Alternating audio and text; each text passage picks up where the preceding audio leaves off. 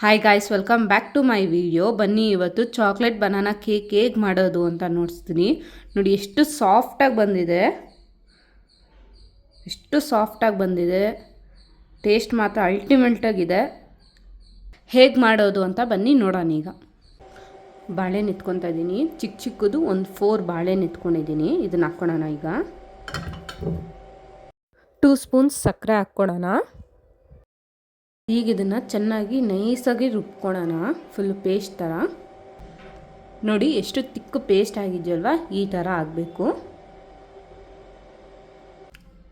ಈಗ ಬನಾನಾ ಮತ್ತು ಸಕ್ಕರೆ ಹಾಕ್ಕೊಂಡು ಪೇಸ್ಟ್ ಮಾಡ್ಕೊಂಡಿದ್ದೀವಲ್ವ, ಅದನ್ನು ಹಾಕ್ಕೊಳ್ಳೋಣ.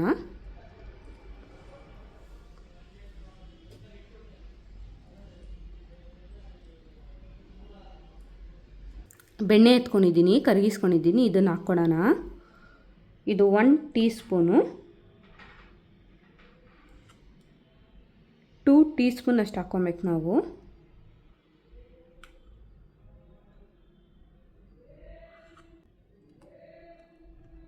ಒನ್ ಟೀ ಸ್ಪೂನ್ ಅಷ್ಟು ನಾನು ಮಿಲ್ಕ್ ಎತ್ಕೊಂಡಿದ್ದೀನಿ. ಸೆಕೆಂಡ್ ಸ್ಪೂನು, ಇದನ್ನು 2 ಟೇಬಲ್ ಸ್ಪೂನ್ ಅಷ್ಟು ಎತ್ಕೊಂಡಿದ್ದೀನಿ. ಈಗ ಇದಕ್ಕೆ ನಾನು ವೆನಿಲಾ ಎಸೆನ್ಸ್ ಹಾಕ್ಕೊತಾ ಇದ್ದೀನಿ. ಒಂದು 2 ಡ್ರಾಪ್ಸ್ ಹಾಕ್ಕೊಂಡ್ರೆ ಸಾಕು. ಈಗ ಇದನ್ನು ಚೆನ್ನಾಗಿ ಮಿಕ್ಸ್ ಮಾಡ್ಕೊಳ್ಳೋಣ.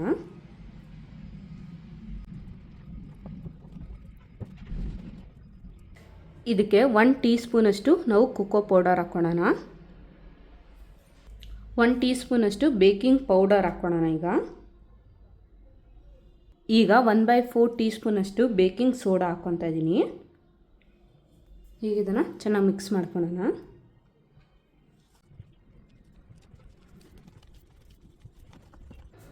1 ಟೇಬಲ್ ಸ್ಪೂನಷ್ಟು ನಾನು ಮೈದಾ ಹಸಿಟ್ಟು ಹಾಕ್ಕೊತಾ ಇದ್ದೀನಿ, all purposes floor. Second spoon, third spoon, 3 spoon ಅಷ್ಟು ಹಾಕ್ಕೊಬೇಕು. ಮತ್ತು ಇದನ್ನು ಚೆನ್ನಾಗಿ ಮಿಕ್ಸ್ ಮಾಡ್ಕೊಳ್ಳಿ.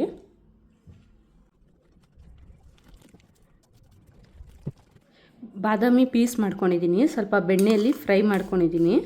ಇನ್ನೊಂದು ಸ್ಪೂನ್ ಅಷ್ಟು ನಾನು ಹಾಕ್ಕೊತಾ ಇದ್ದೀನಿ.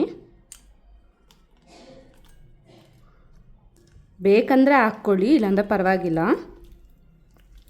ಸ್ವಲ್ಪ ತಿನ್ನೋಗೆಲ್ಲ ಸಿಗುತ್ತೆ, ಮಕ್ಳಿಗೆ ಫೇವ್ರೇಟ್ ಆಗುತ್ತೆ ಅಂತ ನಾನು ಹಾಕ್ತಾಯಿದ್ದೀನಿ ಅಷ್ಟೇ.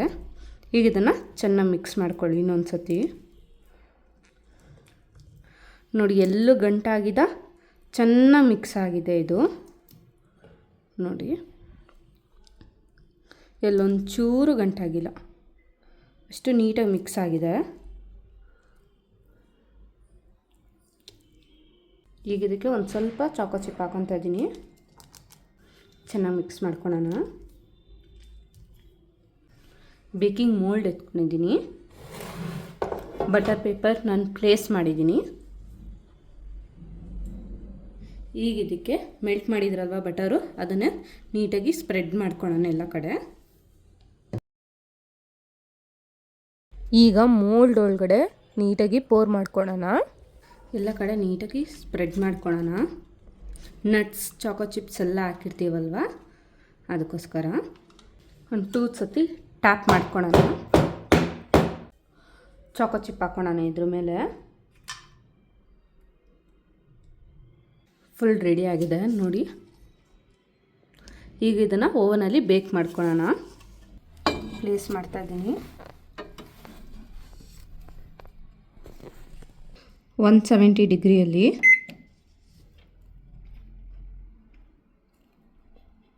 22 ಮಿನಿಟ್ಸ್ವರೆಗೂ ಇಟ್ಕೊಳ್ಳೋಣ.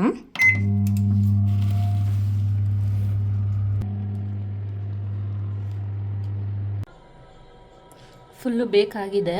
ಈಗ ಎತ್ಕೊಳ್ಳೋಣ. ಇದನ್ನು ಟೂತ್ಪಿಕ್ ಹಾಕ್ಕೊಬೇಕು. ನೋಡಿ ಇದ್ರ ಮೇಲೆ ಏನೂ ಮೆತ್ಕೊಂಡಿಲ್ಲ, ಚೆನ್ನಾಗಿ ಬೇಕಾಗಿದೆ ಅಂತ ಅರ್ಥ. ಅದ್ರ ಮೇಲೆ ಏನೇನೋ ಸ್ಟಿಕ್ಕಿ ಆಗ್ತಾಯಿದ್ರೆ ಇನ್ನೂ ಒಂದು 5 ಮಿನಿಟ್ಸ್ ಬೇಯಿಸ್ಕೊಳ್ಳಿ. ಈಗಿದು ಕಂಪ್ಲೀಟಾಗಿ ಕೂಲ್ ಆಗಲಿ. ಫುಲ್ಲಾಗಿ ರೆಡಿಯಾಗಿದೆ, ಫುಲ್ಲಾಗಿ ಕೂಲ್ ಆಗಿದೆ. ಈಗ ಪ್ಲೇಟಿಗೆ ಶಿಫ್ಟ್ ಮಾಡ್ಕೊಳ್ಳೋಣ.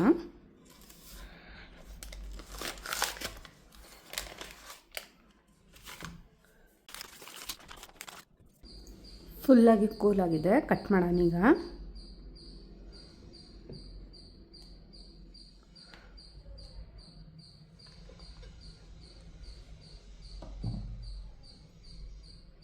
ನೋಡಿ ಎಷ್ಟು ಸಾಫ್ಟಾಗಿ ಬಂದಿದೆ, ಸೂಪರಾಗಿ ಬಂದಿದೆ.